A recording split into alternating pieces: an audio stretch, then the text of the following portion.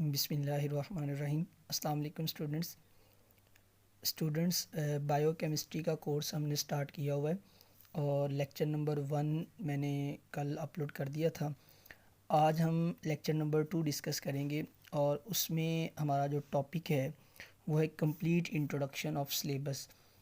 अगर हम बायोकेमिस्ट्री को देखें तो मैंने आपको लेक्चर 1 में बताया था कि बायोकेमिस्ट्री एक बहुत बड़ा सब्जेक्ट है और उसमें बहुत ज़्यादा मतलब जो है वो टॉपिक्स हैं और काफ़ी लेंथी चीज़ें हैं। लेकिन हमारा जो कंसर्न है वो है फार्मेसी टेक्नीशियंस के सिलेबस से रिलेटेड। ठीक है, तो हम उस सिलेबस को डिस्कस करते हैं जो हमने फार्मेसी टेक्नीशियन में पढ़ना है। स्टूडेंट्स, चैप्टर नंबर 1 है इंट्रोडक्शन ऑफ बायोकेमिस्ट्री। इसमें हमने देखना है व्हाट इज़ बायोकेमिस्ट्री, बायोकेमिस्ट्री की डेफिनेशन, बायोकेमिस्ट्री बेसिकली है क्या चीज़, उसके बाद बायोकेमिस्ट्री का स्कोप, और उसके बाद हमने बायोकेमिस्ट्री का रिलेशन विद अदर साइंसेस, मतलब जो बायोकेमिस्ट्री हम पढ़ रहे हैं इसका फार्मेसी से कैसे जो है वो रिलेशन है या फार्मेसी में ये क्या रोल प्ले करती है। उसके बाद स्टूडेंट्स इसमें जो मेन चीज़ है वो है एप्लीकेशन एंड यूज़ और एप्लीकेशन, ठीक है, of biochemistry in medicine field या फार्मेसी। फार्मेसी में इसका क्या रोल है, इन चीज़ों को हम डिस्कस करेंगे। ठीक है, उसके बाद है chapter number 2 that is carbohydrates. इसमें हम इसका जो है वो कंप्लीट जो मतलब लर्निंग है वो कार्बोहाइड्रेट वाले टॉपिक में करेंगे। यहाँ पे मैं आपको जी, तो स्टूडेंट्स मैं बात कर रहा था कार्बोहाइड्रेट्स की। कार्बोहाइड्रेट्स वाला जो चैप्टर है इसमें हम पढ़ेंगे कि what are carbohydrates, basically carbohydrates क्या होते हैं। ठीक है, उसके बाद हम इनकी क्लासिफिकेशन पढ़ेंगे, कार्बोहाइड्रेट्स की क्लासिफिकेशन क्या है, और उसके बाद कार्बोहाइड्रेट्स का रोल या कार्बोहाइड्रेट्स के फंक्शन इन बॉडी। ये सारी चीज़ें जो है वो हम इस चैप्टर में डिस्कस करेंगे। उसके बाद है chapter number 3 that is lipids. Students, lipids जो हैं ये भी ऑर्गेनिक कंपाउंड्स होते हैं और लिपिड्स के बारे में कंप्लीट जो है वो मतलब इसका इंट्रो कि लिपिड्स कैसे कंपाउंड हैं, उनकी कंपोजिशन कैसी है, वो हमारी बॉडी में क्या रोल प्ले करते हैं, ठीक है, उनके केमिकल रिएक्शंस वगैरह कैसे हैं, इन सारी बातों को हम इस चैप्टर में डिस्कस करेंगे, लिपिड्स वाले चैप्टर में, और इसकी क्लासिफिकेशन, इसके टाइप्स, ये सारी चीज़ें। उसके बाद है chapter number 4 that is proteins. Students, protein का हमारी बॉडी में बहुत इंपॉर्टेंट रोल होता है। सपोज़ आप ये देखें कि आपकी बॉडी में हेयर हैं, एंजाइम्स हैं, हीमोग्लोबिन है, एंटीबॉडीज़ हैं, ये सारी क्या हैं, प्रोटीन्स। इसमें हम इस चैप्टर में हम प्रोटीन्स की कंपोजिशन, प्रोटीन की स्ट्रक्चर, उसके बाद प्रोटीन की इम्पोर्टेंस या रोल, ठीक है, हमारी बॉडी के अंदर। जी, तो स्टूडेंट्स प्रोटीन्स के बारे में जो कंप्लीट नॉलेज है और प्रोटीन्स की जितनी भी मतलब उसकी टाइप्स वगैरह हैं या उसकी क्लासिफिकेशन है या उसकी जो है वो सारे रोल, वो हम चैप्टर नंबर 4 में डिस्कस करेंगे। उसके बाद है चैप्टर नंबर 5 अमाइनो एसिड्स।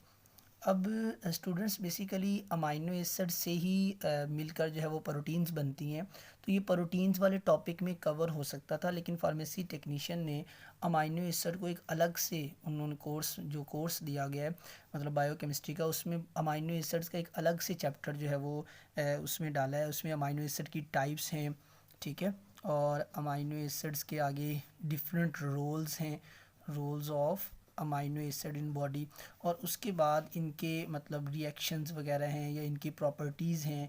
मतलब जैसे 2 टाइप्स के अमाइनो एसिड होते हैं, एसेंशियल और नॉन एसेंशियल अमाइनो एसिड। तो वो एसेंशियल का क्या रोल होता है, नॉन एसेंशियल का क्या होता है, उनको हमने कहाँ से हासिल करना है, उनका हमारी बॉडी में क्या रोल होता है, उनकी कमी की वजह से बीमारियाँ कौन सी होती हैं और उससे उन बीमारियों के इलाज के लिए हम क्या कर सकते हैं। मतलब ये फार्मेसी टेक्नीशियन के हवाले से हमने ये चीज़ें डिस्कस करनी है। उसके बाद है चैप्टर नंबर 6, वो है न्यूक्लिक एसिड्स। न्यूक्लिक एसिड्स में फर्दर दो जो है वो मालिक्यूल्स होते हैं, डीएनए और RNA, deoxy ribo nucleic acid and ribo nucleic acid. अब ये न्यूक्लियस का जो है वो डीएनए जो है वो न्यूक्लियस का पार्ट है, और आरएनए जो है उसका इनके साथ रोल होता है डीएनए, और जब डीएनए अपना फंक्शन परफॉर्म करता है तो वो आरएनए के साथ मिलकर करता है। तो इसकी भी हम जो है वो डिटेल जब इसका लेक्चर अपलोड किया जाएगा तो उसमें डिटेल इसके बारे में बताया जाएगा। उसके बाद स्टूडेंट्स चैप्टर नंबर 7 जो है वो आपकी बुक का है हार्मोन्स वाला।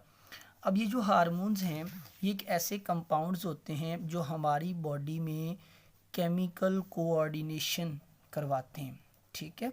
हमारी बॉडी में बेसिकली दो तरह की कोऑर्डिनेशन होती है, नर्वस कोऑर्डिनेशन और केमिकल कोऑर्डिनेशन। नर्वस कोऑर्डिनेशन के लिए तो नर्वस सिस्टम होता है, लेकिन केमिकल कोऑर्डिनेशन के लिए हार्मोन्स होते हैं।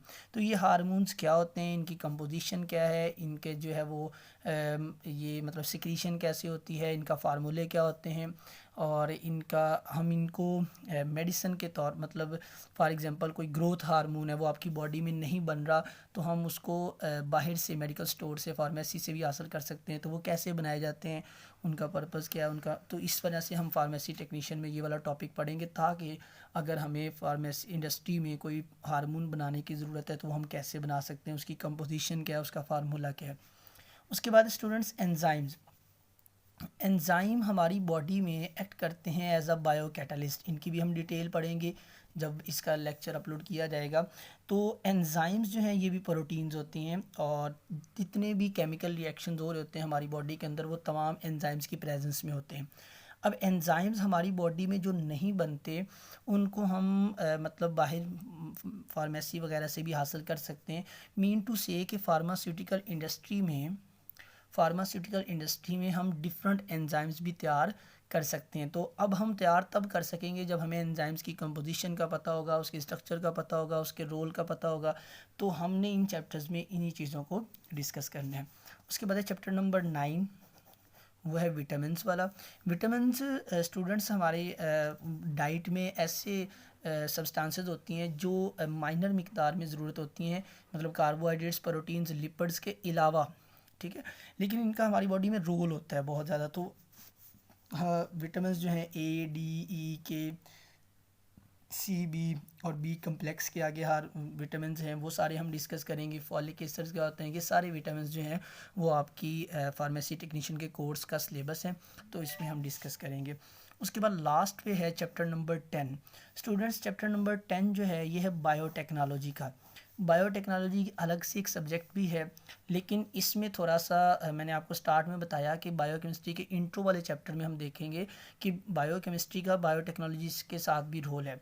तो बायोटेक्नोलॉजी एक ऐसी मतलब टेक्निक है, एक ऐसा सब्जेक्ट है जिसमें हम डिफरेंट टेक्निक की मदद से माइक्रो ऑर्गेनिज्म को इस्तेमाल करके डिफरेंट प्रोडक्ट्स बनाते हैं, और उन प्रोडक्ट्स को हम वेलफेयर फॉर मैनकाइंड मतलब इंसानियत की खिदमत के लिए हम इस्तेमाल करते हैं। जैसे मैंने यहाँ पे बताया कि डिफरेंट हार्मोन्स आपको बाहर से मिल जाते हैं, मेडिकल स्टोर वगैरह से एंजाइम्स आपको मिल सकते हैं, विटामिन मिलते हैं।